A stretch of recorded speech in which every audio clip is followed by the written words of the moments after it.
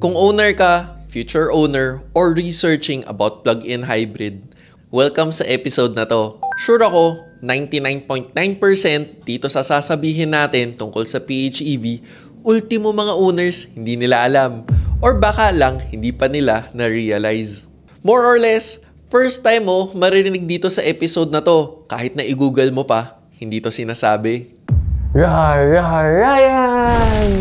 Short recap muna tayo. Nag-all out na tayo ng mga episodes tungkol sa XEVs. By the way, kapag sinabing XEV, ito yung iba't ibang klaseng electrified vehicles. Kasama na dito yung mild hybrid, full hybrid, plug-in hybrids, at full electric vehicles. Kaya kapag nag-search ka ng Real Ryan EV dito sa YouTube, maglalabasan na lahat ng EV-related episodes natin.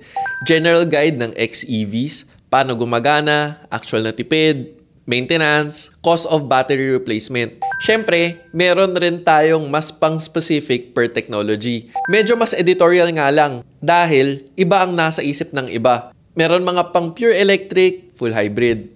At siyempre, meron rin tayo ng pang plug-in hybrid mismo. Kung best of both worlds nga ba talaga o worst of both worlds? Usually kasi isip ng tao, ito na ang the best. Kasi EV na walang range anxiety. Tapos, flexible, pwedeng gas or charge. Pero, nilapagan lang rin natin ng tunay na bitbit ng ganitong technology. Kumbaga, mas makatotohanan na pros and cons episode. Tapos, sinundan ko pa ng your first PHEV should also be your last. Na ang take ko lang naman, sana makuha nila ang full benefits ng isang technology. E di ayun, either pinasalamatan tayo ng tao or tinadtad ng lait. Minsan kasi hindi matanggap ang katotohanan, lalo na kung napaniwala na sila sa isang bagay. 'Di ba? Ang content ko ay para makatulong sa pagbigay ng proper information sa viewers. Minsan, to promote critical thinking. Kaya don't forget to like the video and subscribe if you support my advocacy. By the way, may support Real Ryan stickers na rin pala tayo. Kaya kung gusto mo mag-represent ng pinaglalaban natin, andito lang yung link sa video. Ito na tayo sa isa na namang editorial episode tungkol sa plug-in hybrid.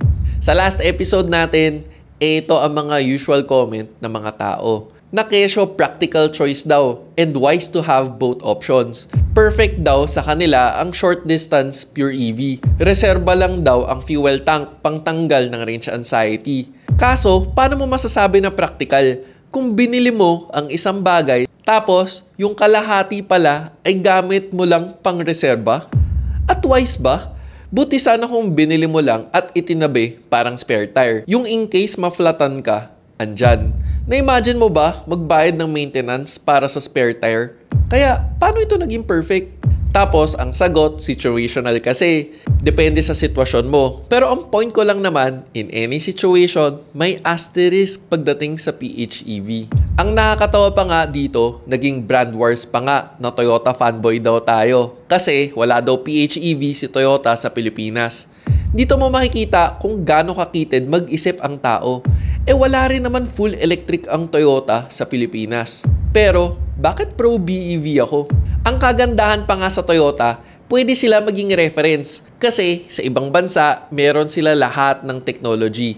Gas, diesel, mild hybrid, full hybrid, plug-in hybrid, full electric, at hydrogen or fuel cell meron. Actually, sila naging reference ko. At kung may galit daw ba ako sa isang brand na malakas ang benta ng PHEV, hello, may ganitong episode tayo. Pasilip naman anong brand pa nga ang suot natin sa episode na yan. Ang personal philosophy ko pagdating sa kotse, we love cars. Kaya kung binili mo yung PHEV mo, kasi ito ang practical, wise, o perfect sa settings ng Pilipinas, mag-isip-isip ka na ulit. Pero minsan talaga, gusto ng mga tao na inaamo sila. Gusto nila marinig na okay ang nabili nila. Kaya bago umiyak yung mga ultra-sensitive na dinikit na nila ang pagkatao sa auto nila, eto, sasabihin ko na, ang mga undeniable or walang asterisk na benefits ng PHEV. Sa last episode, kinumpara natin ang mga PHEV sa mga sports cars or performance vehicles. Totoo yun. Sa level na mas affordable models, alam mo ba, mas mataas ang top speed ng mga PHEV sa pure EV Overall torque, mas mataas ang pure electric kasi mas malakas ang electric motor. Kaya ang 0 to 100 nasa BEV. Pero kung top speed, mas mataas ang plug-in hybrid kasi may fuel engine. At kung ikukumpara rin natin siya sa mga full hybrid, mas mataas rin ang torque and top speed versus full hybrids. Kaya pagdating sa top speed, PHEV over BEV and HEV. Kaya para sa maliliit ang ego dyan, pwede na natin maklaim na, uy, kami ang pinakamabilis, boosted na ang ego. At isa pa sa undisputed pagdating sa PHEV na hindi sinasabi, kung ang nasa isip mo, pinakamalayong range na pwedeng itakbo sa isang fuel tank, hindi yun. Kasi walang kwenta yun. Kasi talo ka sa efficiency. At ang dami kayang gas stations dito sa Pilipinas. Ito yung hindi sinasabi. Kung sakaling magkaroon ng super bagyo na wala ng kuryente, tapos gusto mong mag-aircon, mag-wifi, mag-charge, mag-power up ng kung ano-anong electronics or appliances, PHEV ang may pinakamatagal na pwedeng magbigay ng power supply sa'yo, considering na naka-full tank ka at access ng supply sa fuel. Kaya sa pangmatagalan ng pag-supply ng kuryente, PHEV over BEV and HEV. May naisip ka ba na iba pang undisputed advantages ng PHEV? Pa-comment naman. Tingin mo ba naisahan ka nung sinabing practical daw ang PHEV?